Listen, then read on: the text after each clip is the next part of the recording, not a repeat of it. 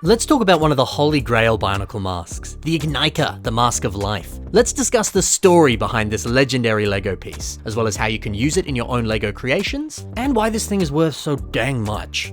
Now look man, the mask itself is just phenomenal. It's one of the best designs that LEGO ever came up with for a Bionicle mask. And it's even more legendary given how many eras of the Bionicle storyline where they were searching for this legendary mask. It has such a quality to it that makes it feel so special, and it certainly adds to the collectibility and the value of this mask. And also the idea of the shaping of the face, how it looks like a humanoid figure, that's just so clever. Now the body that you see on the mask, it was initially based on Leonardo da Vinci's Vitruvian Man, but of course it represents the great spirit Mata Nui. But I'm sure you can see the parallels, right? So if you want to own the Mask of Life, well, there's a few different variants. Some are expensive, and some a little bit less so. The Mask of Life first appeared in the set Vizon and Fenrak, where it was shown on the back of Vizon's mask. Of course, this was related to the Bionicle story, where Vizon was cursed by the mask and it fused itself with him. And I don't know, the look of this mask, it's just kind of okay. It doesn't really have the charm that the proper Mask of Life has. Plus the fact that it's just sort of like slapped onto the back of Vizon's mask, I don't know, it makes it feel a little bit less special.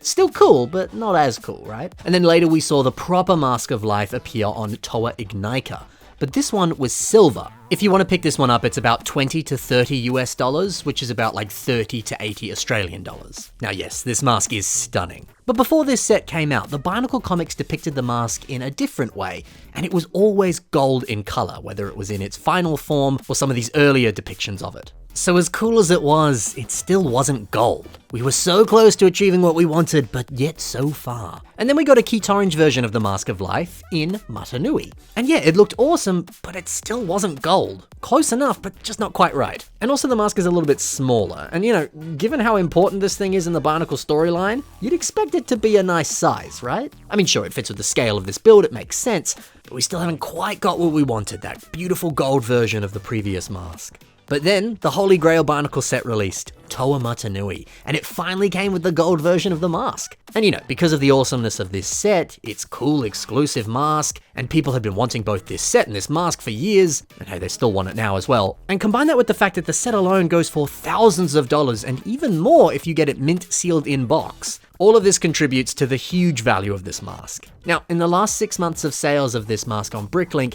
it ranges between 365 to 433 Australian dollars, or about $237 to $282 in United States dollars. But that was the last 6 months of sales. If you want to buy one right now on bricklink.com, well, there's only 7 for sale, and 3 of them are actually damaged. The rest of them, not so much. But all of them, well, they cost a lot of money. 300, even 400, sometimes even closer to 700 or 900 Australian dollars, which, you know, roughly on average is about, 450 USD, depending on the one that you want to get. Sadly, it's just not cheap. I wish this thing wasn't worth this much because it's a holy grail mask to own, but unfortunately it's inflated in the LEGO aftermarket, which is sometimes a bit of an issue these days, unfortunately. Combine that with the fact that many fans love this mask and actively want to have one in their collection, unfortunately you're going to have to pay a lot for it. Or you can test your luck and get some bulk lots of Bionicle sets and just hope and pray it's inside there, but obviously be careful with how you spend your money. You have no guarantees you're going to find that in a bulk lot, but you might get lucky.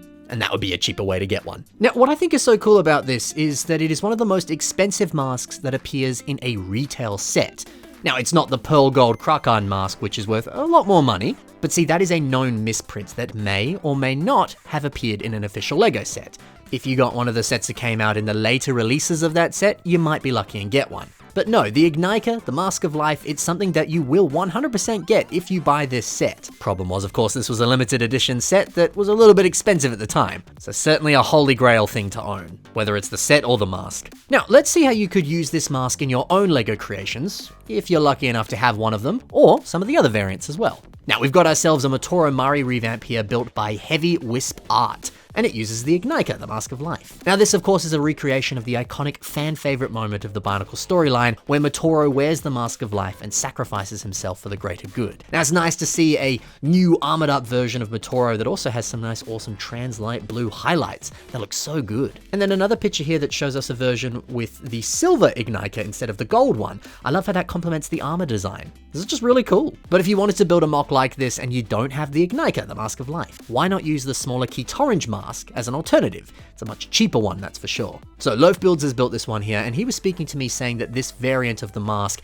it just fit the shaping and the sizing of this mock a lot better. He tried using the larger mask, he did in fact have one, I actually sold it to him, but it just looked a little bit too big for the mock. So instead he went with this one. And honestly, that was a great idea. And it's nice to know as well that you can still achieve a very similar mock without breaking the bank. And remember how we spoke about Vizon before and how he was cursed to wear the mask? Well, Poor Disadvantaged has built a version of Vizon called Vizon the Disaster, and he's played with the concept of how he's cursed and how the mask is attached to him.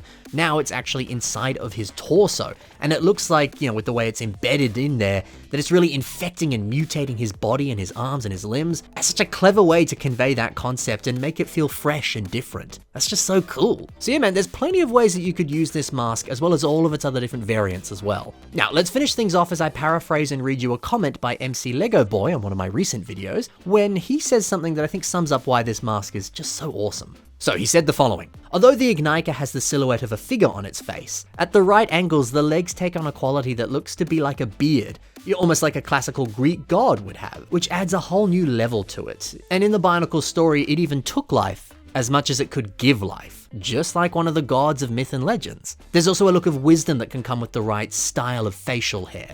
That's everything he said directly speaking about the mask, but that just felt like such a good way to sum up why this looks so incredible. Yeah, honestly, it's the perfect design. It's a shame it's so expensive because it's the perfect addition to anyone's Bionicle collection. So do you have one of these? Will you cough up that hefty price tag and actually get one yourself? Do you have a mock in mind that you would build using this mask? Well, let me know in the comments below. I'd love to hear your story behind this mask. Thanks so much, guys. Happy collecting, and bye for now.